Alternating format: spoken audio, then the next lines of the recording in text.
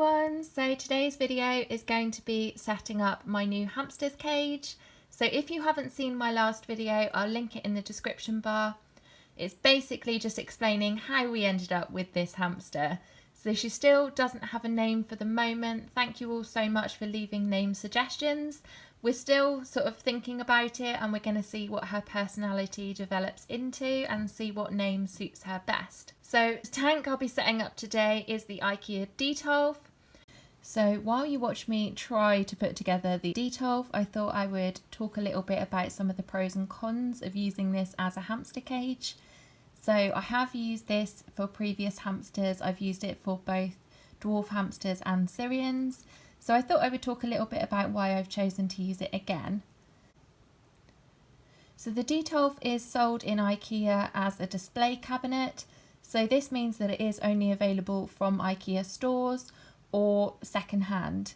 So you can buy it online, I believe, but shipping I think is quite expensive. So the previous one that I owned, I did buy second-hand, and that does cut the cost down a lot. But if you do buy this new, it is £55 in the UK. So it does require some assembly, so they do provide instructions. I did try and put this one together by myself, but I did have to wait for Matt to come home. So it definitely does take two people. You don't quite have enough hands to sort of hold the glass and slot it in, so you definitely do need two people. So to turn the display cabinet into a hamster tank, you literally just build it without the shelves and the door and flip it on its back. So it is as easy as that. It does also mean that you get to skip half of the instructions, which is always good. So using this as a hamster tank, it does provide the hamster with, I measured it at around 1,000 square inches. So recommended minimum hamster cage size does vary a lot depending on where you live in the world. So the US and Canada, their recommended minimum cage size is 360 square inches of floor space, not including any levels, platforms, add-on bits, anything like that. So the UK and most of Europe's minimum cage size is 589 square inches.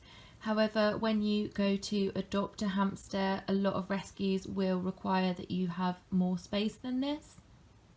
It's only really Germany that have got an amazing minimum recommended size of between 741 square inches and over 1,500 square inches. But yeah, for the UK's recommended minimum, it is 589 square inches. So the IKEA Detolf provides nearly double the UK's recommended minimum. So to get the floor space of your cage, you literally just measure the length of the inside of the cage and multiply it by the width of the inside of the cage, and that gives you your overall floor space. So one of the pros is the price for the size. So if you look at the wire cage here, which I bought from Pets at Home as a travel cage, just to bring her home and if anyone needs to pet sit her. So this cage was £40, and as you can see, it's half the size. So for an extra £15, you get double the space. So you could use a sort of aquarium tank, but to get this sort of size, it would be really, really expensive. Having a quick look online, I believe it would be £200 or £300 to get a tank this size. So you could of course build a DIY bin cage, which is another really great cage that is quite cheap for the amount of space that it provides, but I just prefer the way that this one looks personally. So because this tank is such a good size, it obviously means that you've got more space to put in toys and more enrichment for your hamsters. They would also travel a huge area in the wild every night. I believe I read one source that said they would travel up to 5 miles a night. So obviously the more space you can provide them, the better. And because it's so much bigger than a traditional hamster cage that you can buy, it also means that it doesn't need cleaning as frequently and it doesn't get as stinky. The smaller the cage, the more concentrated the dirty bedding is, and it just needs cleaning more frequently. The size of it is also a perfect size to go on top of the Expedit units or the Kallax units from IKEA. So I had these two Expedit units anyway, So it's the perfect size to fit on top of both of those and provides a lot of storage underneath. You can also get lots of different boxes to go in the Expedit units, so you can sort of match it to your style. So I personally really like how versatile this is as a hamster tank. It means that you can have fairly deep bedding. So it will require a little bit of DIY if you're going to house a Syrian hamster in this, or if you have predatory animals like cats or dogs or ferrets or anything like that, then you will need to build a lid.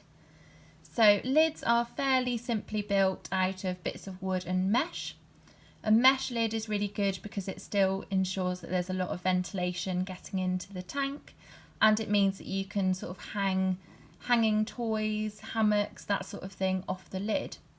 So the lid that I made, I literally just made out of some 1x1 wood. I did use some triangles in the corner just to brace it and sort of make it a little bit stronger. But if you didn't want to do that, you could just use some better wood in the first place, some thicker wood. This is just some bits I had lying around, so I wanted to use up. And the mesh I used is some PVC coated Avery mesh. You can buy similar mesh from most garden centres. The mesh that I'd used previously was from the range, and that was a bit cheaper.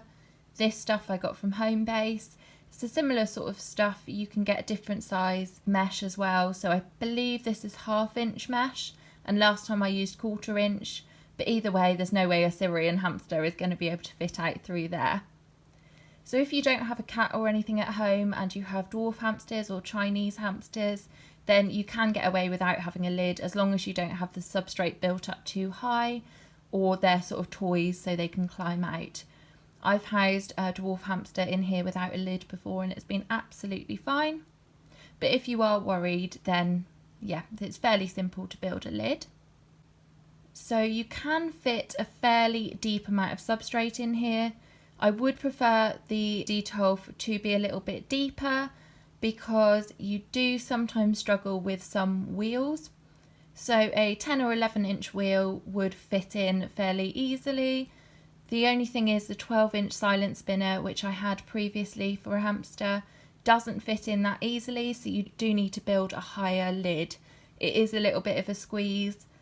The 12-inch silent spinner is such a huge wheel, it does take up quite a lot of space. So that's why I have done away with the 12-inch silent spinner and I'm now giving this Trixie 11-inch wheel a go. So I personally really like the aesthetic. I think it looks quite modern, and I'm not a fan of all the bars and the wires on most traditional cages. I like that you can see straight in what your hamster's up to. You can see them burrowing under the substrate and you can see right in without the sort of bars in the way.